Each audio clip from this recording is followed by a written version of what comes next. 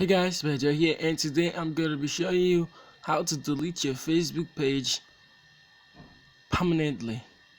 So what you're going to do, you're going to go to open up a Facebook app. So what you're going to do is select the page you want to delete. See right here. Or you can just go straight to pages.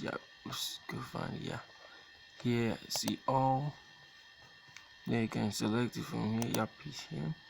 So what you're basically gonna do, you see these three dots here. You're gonna click these three dots, then go to edit settings, then go to general actually. Then you have to scroll down, then you see remove page. Once you see it, you have delete page. You're gonna have to enter your delete page.